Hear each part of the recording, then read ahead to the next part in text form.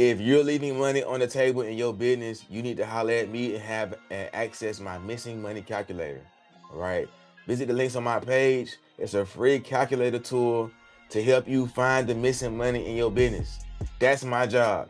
Find the missing money and we fix the confidence gaps that cause you to miss money. If any of this applies to you, feel free to tap in with your boy and get some of this game. Service providers, business owners, entrepreneurs. So I'm about to read these scripts. That's gonna be the basis of my ads coming up. 5 reasons you're leaking money in your business right now. Number 1, you hesitate before setting the price. That delay alone is costing you deals. Number 2, you're undercharging to feel safe.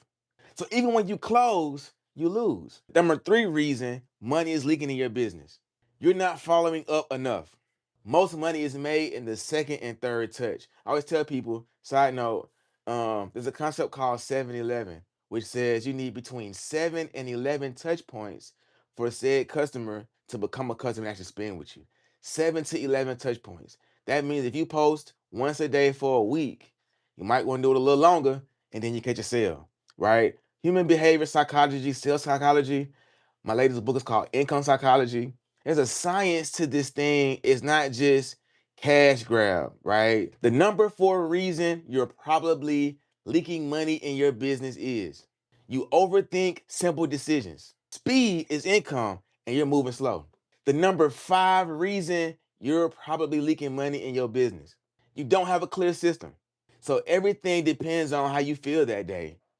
One of the things I love about what I've done in my business is I've recognized by taking the My Confidence Score survey, my biggest difficulty, my biggest deficiency is consistency.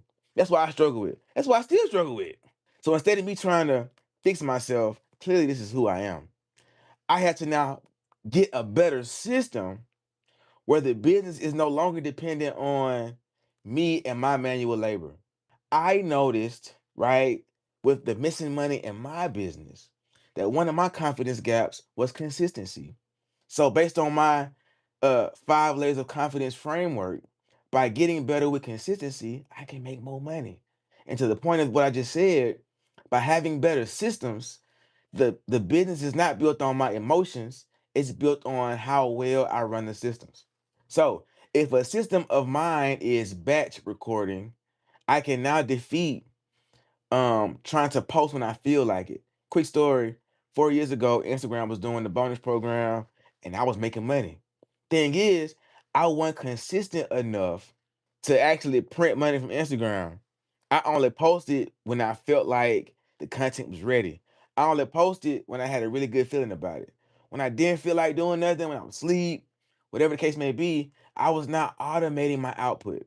And a lot of us may not be AI aware, but one of the positives of this new AI era is automation.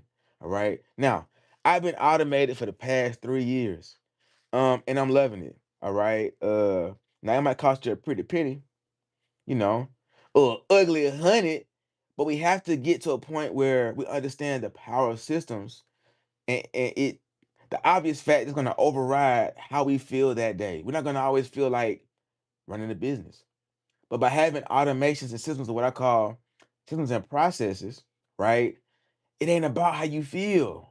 The business is being ran. So those are one of the 5 things that could be affecting your business and causing a money leak right now. 5 ways you're blocking your own income. The number 1 reason you end up blocking your own income is you wait until you feel ready. Money doesn't wait on your emotions. So stop expecting it to. The number 2 reason you blocking your own income, you avoid uncomfortable conversations, and that's where your biggest deals are. My specialty is having the tough conversations. Hey man, this is the price. This is the lowest I'll go. Anything in between, hey, you got that. Pause. But if it's lower than my minimum, it's a no-go. If it's higher than what you're willing to pay, it's a no-go. Tough conversations is where the real deals happen. Can you stand on the numbers you're speaking?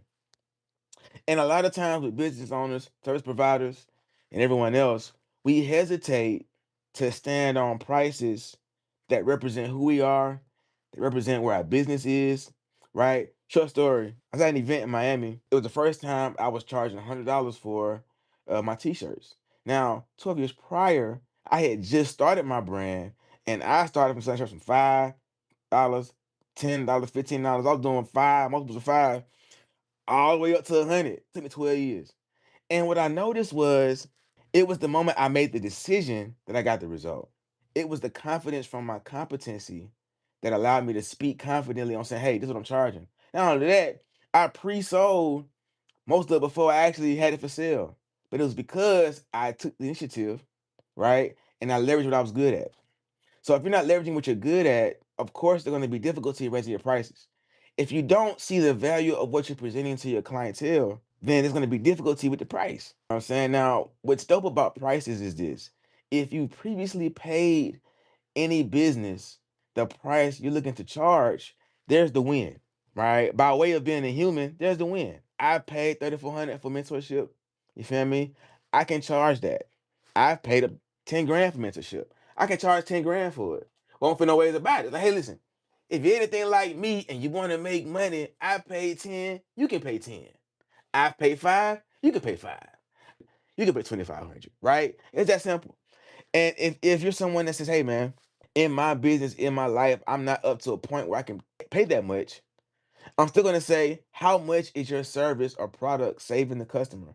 If it's saving them time, there's value.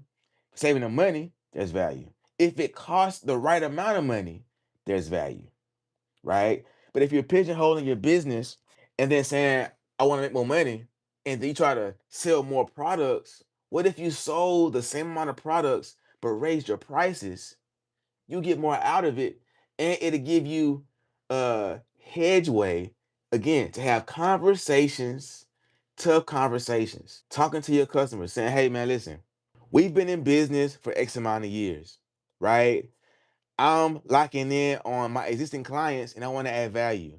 Right now, you've been paying me 500 a month or 1,000 a month, whatever that number is for your client, right? I would love to raise prices to 2 grand, but because of that, I'm willing to give you triple the value, triple the touch points, right? And then hey, if it's good business, is if the experience is there, if the quality is there, they may say cool. They may say no. But if they say no, you now have a new standard to go out and get other clients of that caliber, and you're ready to rock and roll. All right, here. My dirty dark secret is I started coaching, right? Doing 200 a month thing. I just closed a high ticket client this year, top of this year, and I've been rocking and rolling ever since. But it was because I was willing to go the distance, do the work, right? Trust my ability to deliver value with my clients, and it happened. And even better, the client that paid me made her money back the same week she invested in her business with me. You know what I'm saying? So, broad this lingo, you're not paying me for the product or service. You're paying me, if it's a product, you're paying me for the experience, right? I'm inviting you to test a new experience with my product. If it's a service, hey, listen, I would love for you to make an investment for you and your business with my company. This does more for you than me. I got the sauce as a coach or whatever your service provider business is. It's like, man, if I'm a barber, right? I benefit because I had the clippers, but you benefit because of my expertise. So if I give you a good deal, it's a win for the both of us. I want to be known for giving good deals and premium service. You want to be known for the freshest cut. The question is, how valuable is what you offer to the people you offer it to? If the value isn't there, price is a problem. You know what I'm saying? Now, a rule of thumb is this. If it's $1,000 haircut, charge me 100. $250 value haircut, charge me $25. You know what I'm saying?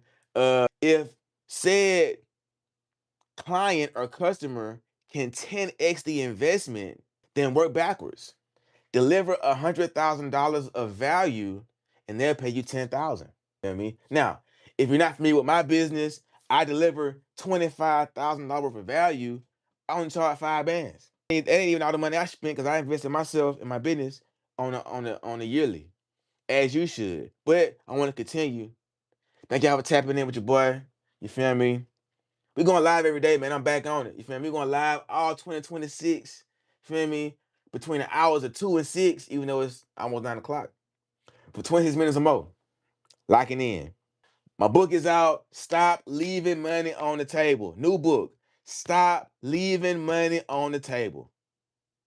Dr. Umar style. Stop leaving money on the table. If you're missing money in your business, take the My Confidence Score survey today. If you want to calculate the money that's missing in your business, tap the link in the bio, MyConfidenceScore.app /calculator. You feel me? The link is right here in the comments. If y'all want to make more money in y'all business, let me know what you're struggling with in your business, and I do my best to help you out. Truly.